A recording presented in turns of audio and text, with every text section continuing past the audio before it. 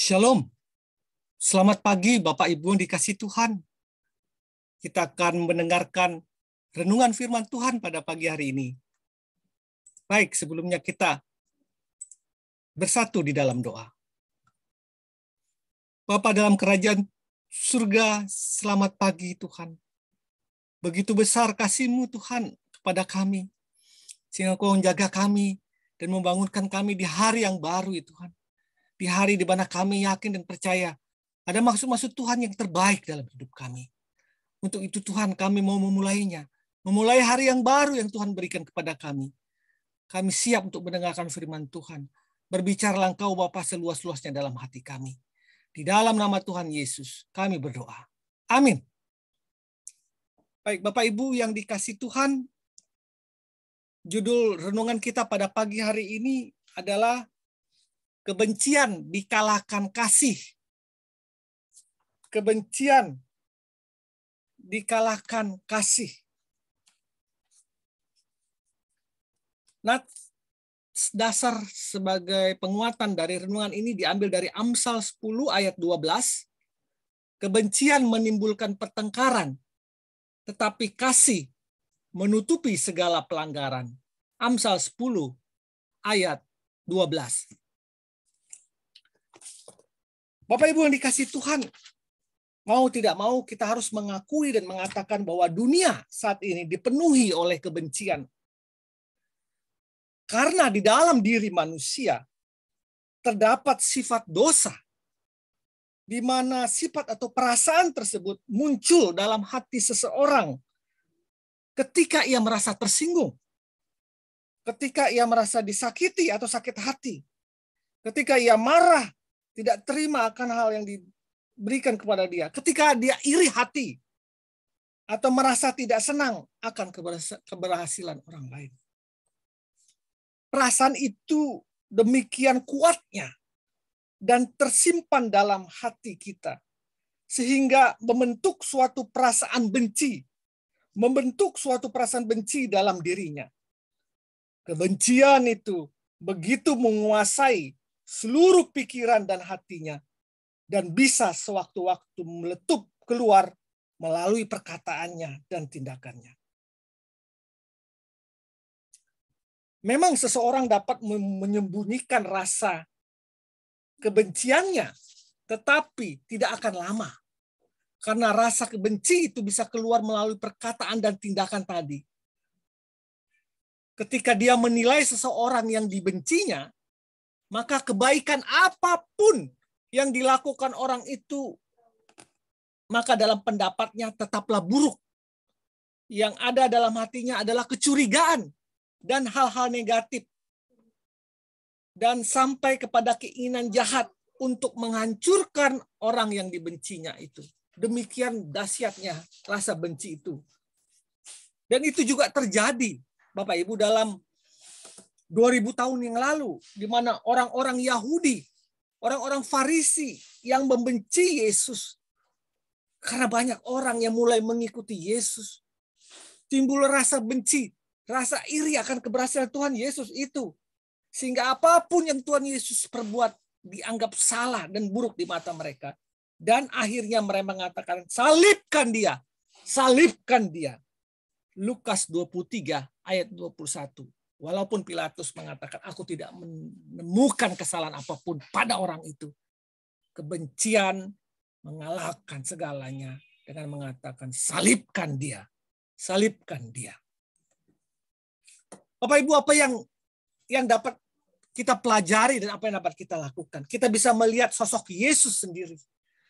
Ya, ketika dia dibenci, ketika dia dihina, ketika dia disakiti, dia tidak membalas kebencian dengan kebencian, kejahatan dengan kejahatan, tetapi dia menerimanya.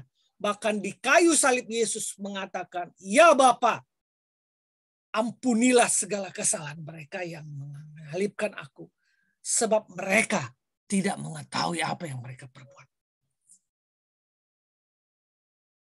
Salah satu contoh atau contoh yang utama adalah Yesus sendiri. Dia tidak terpengaruhi oleh rasa benci atau kejahatan orang itu. Dia tetap di dalam dirinya sendiri mengasihi. orang yang telah berbuat jahat kepadanya. Bapak Ibu dikasih Tuhan, memang sangat sulit atau tidak mudah, bukan sangat sulit tapi tidak mudah melakukan hal ini. Tetapi ingatlah firman Tuhan 1 Yohanes 2 ayat 9. Barang siapa berkata bahwa ia berada dalam terang, tetapi ia membenci saudaranya, ia berada dalam kegelapan sampai sekarang. Jadi kita harus mulai mengasihi. Jangan terpengaruh untuk juga membenci orang yang kita kasih tersebut. Sering terjadi masalah ini adalah seseorang terus berulang-ulang membenci pasangannya, terlebih di dalam rumah tangga, berulang-ulang menyakiti hati pasangannya. Ya, bagaimana kita menyikapi hal ini? Pertama, sikap kita adalah tetap mengasihi orang tersebut. Berusaha sebaik mungkin untuk berbuat baik kepada orang tersebut. Jangan terpengaruh untuk juga membenci orang tersebut. Itu pertama.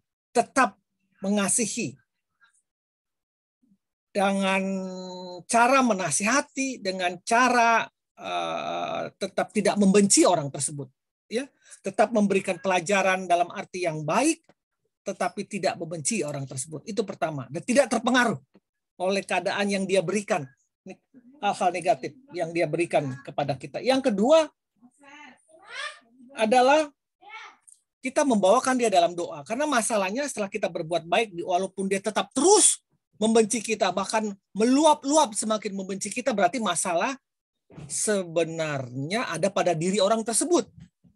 Orang tersebut masih dikuasai oleh dosa. Orang tersebut masih di dalam kebencian. Bapak Ibu dikasih Tuhan, jika kasih kita yang kita berikan tidak selalu diresponi dengan baik, maka kita harus terus membawanya di dalam doa kepada Tuhan. Karena tentunya orang itu bermasalah dengan dirinya sendiri. Maka kita harus terus membawanya dalam doa kepada Tuhan. Lukas 6 ayat 27 sampai 28 mengatakan, tetapi kamu yang mendengarkan aku berkata, kasihilah musuh-musuhmu, berbuat baiklah kepada orang-orang yang membenci kamu, mintalah berkat bagi orang yang mengutuki kamu, berdoalah bagi orang yang mencaci kamu. Kasihilah orang-orang yang membenci kamu. Itu perintah Tuhan buat kita, terlebih buat pasangan kita. Jika Bapak Ibu di dalam rumah tangga ada orang yang, ada pasangan Anda yang terus menyakiti Anda terus menerus, maka Anda harus berdoa. Minta kekuatan kepada Tuhan. Doanya adalah demikian, seperti doa Bapa kami.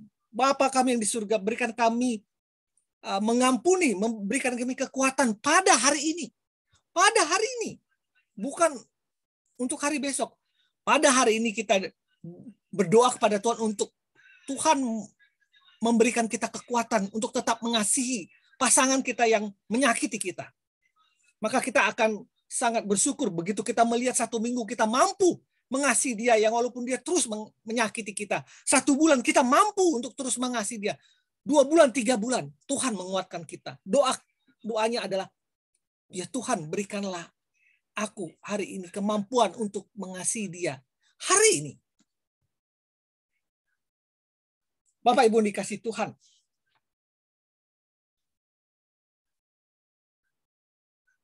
Kita mengasihi karena Allah lebih dahulu mengasihi kita. Jikalau seseorang berkata, aku mengasihi Allah, dan ia membenci saudaranya atau pasangannya, maka ia adalah pendusta. Karena barang siapa tidak mengasihi saudaranya atau pasangan yang dilihatnya, tidak mungkin dia mengasihi Allah yang tidak dilihatnya. Jadi orang yang bermasalah dengan dirinya, yang susah untuk mengampuni atau terus membenci dan memupuk kebencian itu dalam dirinya, dia adalah seorang pendusta. Tidak ada terang di dalam dia.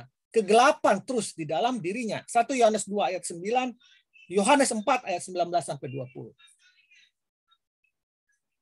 Jadi Bapak Ibu yang dikasih Tuhan, kebencian menimbulkan pertengkaran, tetapi kasih menutupi segala pelanggaran. Memang tidak mudah. Tetapi kita dituntut seperti Kristus. mau mengampuni tanpa batas dengan proses pembelajaran tadi. Terlebih dengan pasangan kita.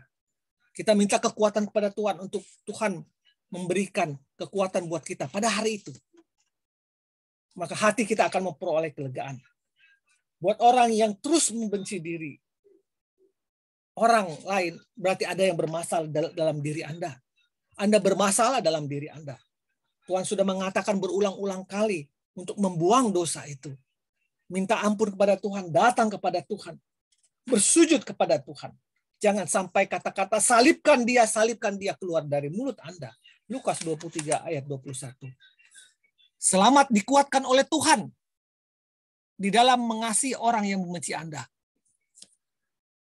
Kepada Anda yang masih ada dalam kebencian hidup, datang kepada Tuhan, bertobat kepada Tuhan, dan Tuhan akan memulihkan Anda. Selamat berkarya, selamat pagi, Tuhan Yesus memberkati. Amin. Amin.